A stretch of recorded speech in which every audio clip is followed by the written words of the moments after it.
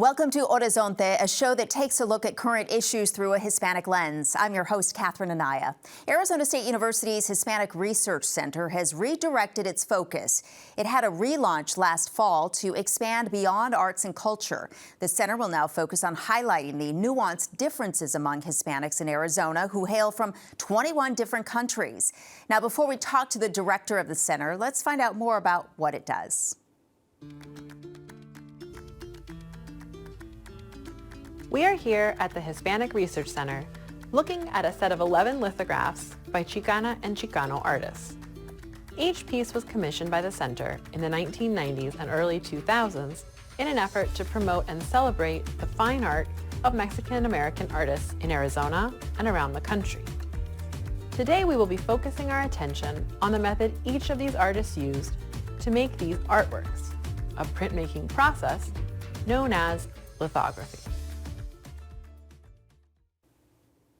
Beautiful and historical. We'll talk more about that in a moment. But joining me now is Stella Rouse, director of the center, to talk more about its new direction. Good to see you, Stella. Thank you. Nice to see you, Catherine. Thank you. So let's talk about this new direction. It was relaunched, the center itself, and this was to really respond to the growing and diverse Hispanic population that exists right here in Arizona. Can you tell me a little bit about why that was so important to do now?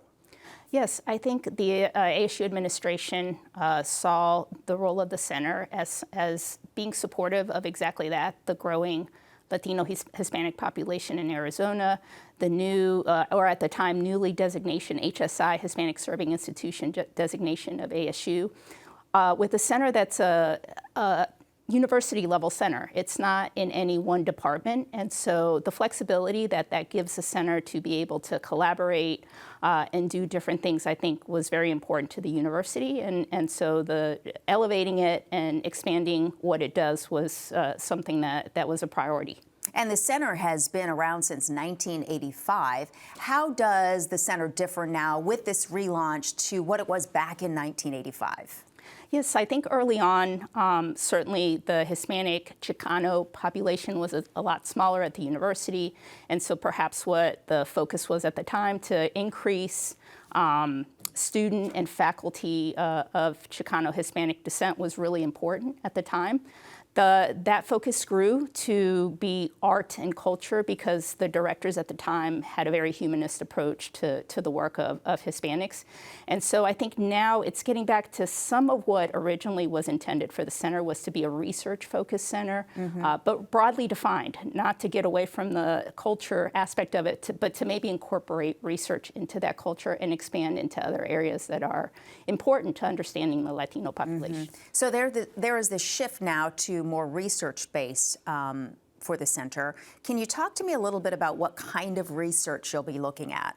Sure. So some of the research we'll be doing is polling Arizona Latinos, comparing attitudes of Arizona Latinos to Arizona more broadly defined, or the broader electorate, taking art and culture and actually injecting a research component to that to study what this art and culture actually means, the representation by artists, what students from a younger generation take out of what the art and culture is. We also are looking to expand to working with, like, for example, the city of Phoenix, historical Latino sites, Latino properties, and how we can preserve the Latino heritage in Phoenix, working with the Latino professionals of America and in the work that they do. So we're very much connected not only to the campus, but to the community, and expanding in areas that touch Latinos, which is very broad. Absolutely. And you have a political science background. And as we know, with every election cycle, Latinos become more and more important to the outcomes. Talk to me a little bit about the research that you did with this latest election cycle and Latinos and voting, and what that told us about what's happening in the community right now. Sure. So I think folks who study Latinos and Latino attitudes have seen sort of what we call sort of an evolving identity. And I think that not only has to do with the heterogeneity of the Latino population in the countries that they come from, but also we just have a growing number of Latinos who are native born and are American. They are, very distant from the immigrant experience, and I think that produces different attitudes and opinions about different topics. Immigration is one of those topics that we saw in our poll that we did last year, where we had a huge number of Latinos who supported Prop 314. That is not something we would have seen a generation ago with a bill like SB 1070 that was very similar to Prop 314. But I think the attitudes of Latinos are different when it comes to immigration, and part of that is having a huge native-born population and how they see and think about immigration. Mm-hmm. And how did you explain some of this research, not just to the community, but nationally as well? Because I know there was a lot of attention focused on the center when this research came out. There was a lot of interest in it. Yes, we did an op-ed in the Arizona Republic, and we got a lot of international press about the poll. I think the way that we're explaining it is the need to not be stuck in a traditional sense of what we define as Latino, as what we define as being very much, revolving around the immigration experience, but to really understand that Latino means a lot of different things.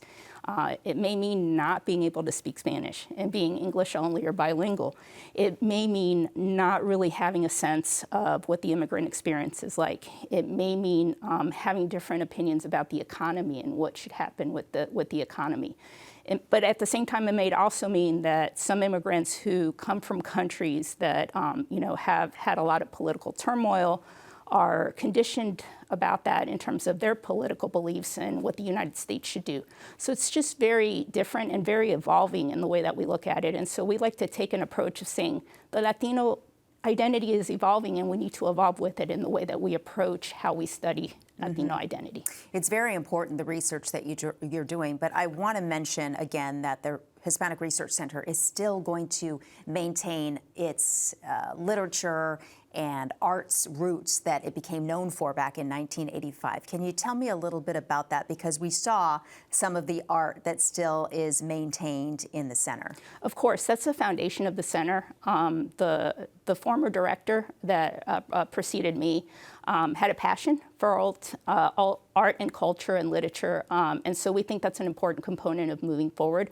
We just want to evolve how we use that art and culture in terms of education, in terms of research, while putting it out there for the community to see, to appreciate, and to be educated about the Latino, Hispanic, Chicano community. Mm-hmm. There is an exhibit taking place in Phoenix, correct? No, the ASU Art Museum. Okay. Yes. So there's been 2 waves. We're in the second wave of the exhibition that is focusing on the Hispanic Research Center art collection.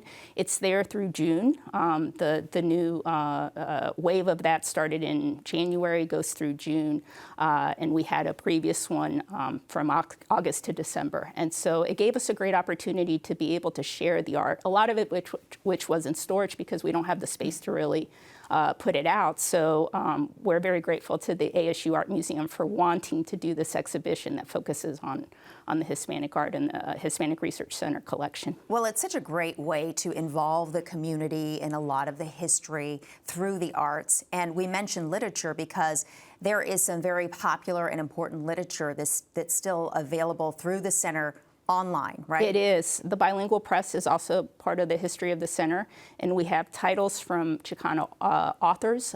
Part of the reason that was brought forward was to give Chicano authors an opportunity to publish their work. It's still limited in the world that we live in, their opportunity to do that, and we hope to do that in the future, is to publish new Chicano authors, new Latino authors, and grow our collection. Talk to me a little bit about your relationship with the community. And when I say your, I mean the center's relationship with the community at large, the partnerships that you've created, and what you're hoping to establish moving forward with some of those connections. Yeah, our hope is not just to do sort of internalized research about Latinos. We want research that's practical, that's going to be applicable, and that is going to complement the work that a lot of community partners in the Latino community do. So, for example, Chicanos por la Causa and the work that they do to help immigrant communities, to help Latinos in terms of health disparities, upward mobility. Those are things that we want to be involved in, and we hope that the research the center can do can inform and promote that kind of work. And so those are the partners that we're looking for. We want to be an outward, public-facing center that is all-encompassing about the lives of Latinos and Hispanics. Are there any plans to do some outreach with, say, younger generations to get them also involved in what's happening here on campus, not just with the students who are here getting their education, but maybe the students who might be here eventually. Absolutely. I think that's very important to look at the next generations of Latinos that are coming up.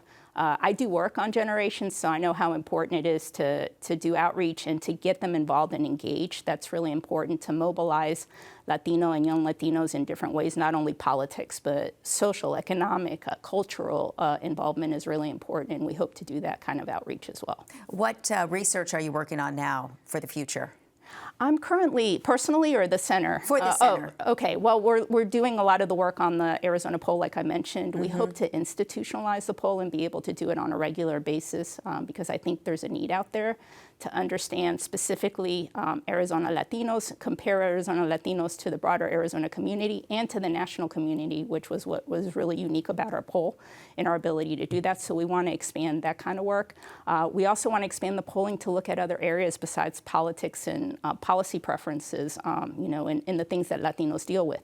Like I said, upper mobility, health disparities, food disparities, and certainly the issue of immigration is going to continue to be a hot button issue. So how Latinos evolve on that issue is really important for, I think, the policies that will be set in the future.